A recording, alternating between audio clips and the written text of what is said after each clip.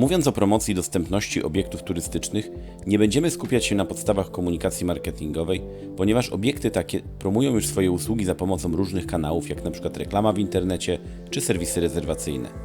Pamiętajmy, że dostępność nie jest ich podstawową funkcją, a raczej bardzo ważną zaletą. Poszukamy więc odpowiedzi na 3 pytania. Co zrobić, żeby jako obiekt stać się lepiej widocznym dla osób ze specjalnymi potrzebami? Jak w komunikacji podkreślić te elementy, które mogą być dla nich absolutnie kluczowe i bezpośrednio wpłynąć na decyzję o wyborze danego obiektu?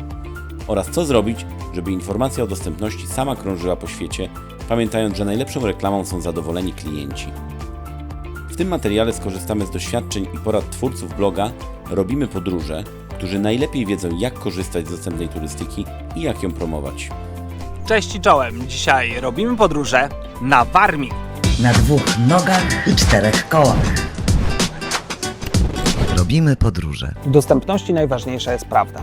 Dużo ważniejsze jest to, że pokażemy jeden próg do naszego obiektu noclegowego, niż po przyjeździe gościa z niepełnosprawnością będziemy mierzyć się z problemem, który ten gość będzie miał. Wąskie drzwi, nierówny podjazd, wjazd do hotelu z kostki brukowej, czy też toaleta wystająca w przestrzeń drzwi do łazienki. To tylko niektóre z przykładów złej dostępności, jakie spotkaliśmy podczas naszych podróży. Nie zakładam, że właściciele obiektów chcą oszukać klientów niepełnosprawnych. Bardziej widziałbym w tym problem, że ci klienci nie przyjeżdżają, a nie przyjeżdżają, bo dostępność jest zła. I tak koło się kręci. Dostępne noclegi to zawsze zmora turystów z niepełnosprawnościami. Poczynając od tego, że ich cena jest zdecydowanie wyższa niż cena noclegów dla pełnosprawnych turystów. Z pomocą jednak przychodzą takie serwisy jak booking.com, gdzie od niedawna można wyszukiwać noclegów po wielu kryteriach dotykających problemu niepełnosprawności. Druga kwestia to konsultować z samymi zainteresowanymi nasze projekty dostępności turystyki czy dostępności miejsc noclegowych. Nic nie jest ważniejsze niż tworzenie dobrych rozwiązań dla ludzi, którzy będą z nich korzystali. Osoby, które nie mają styczności z osobami z niepełnosprawnością, będą miały problem z tym, żeby wyobrazić sobie tą niepełnosprawność. Tutaj choćby my przychodzimy z pomocą i konsultujemy właśnie z hotelami takie aspekty. Punkt 3 to poznawać niepełnosprawność, czy to przez szkolenia, czy przez kontakt z gośćmi z niepełnosprawnościami, których zawsze możemy zapytać o opinię o dostępności naszego obiektu. Zadowolony klient zawsze reklamuje obiekt. Nie innym klientem jest osoba z niepełnosprawnościami. Jeżeli obiekt będzie dostępny, spełni oczekiwania takiej osoby, to z pewnością poleci ją ona innym. Być może ten aspekt biznesowy jest tym, który przemówić powinien do wszystkich właścicieli obiektów noclegowych i atrakcji turystycznych. Na stronie serwisu rezerwacyjnego można napisać wszystko. Na stronie hotelu można napisać wszystko. Jednak rzeczywistość i tak zweryfikuje te informacje. Dlatego tak ważne są niezależne źródła opinii. Takimi opiniami są m.in. opinie Google bądź grupy dyskusyjne na Facebooku.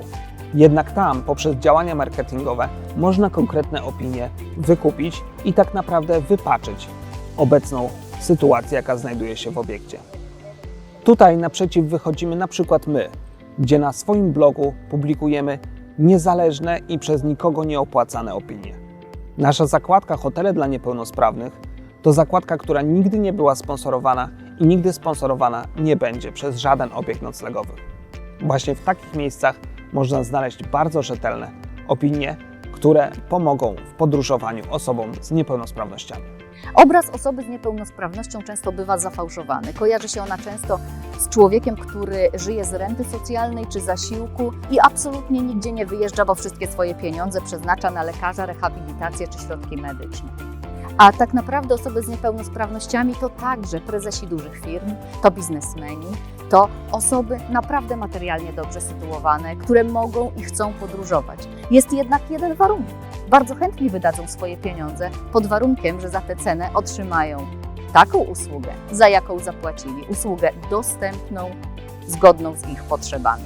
Poszukując informacji o dostępności, czy to obiektów noclegowych czy atrakcji turystycznych, polecamy się, zapraszamy na naszego bloga www.robimypodróże.pl, na nasze media społecznościowe, gdzie na bieżąco publikujemy zdjęcia i relacje z naszych podróży.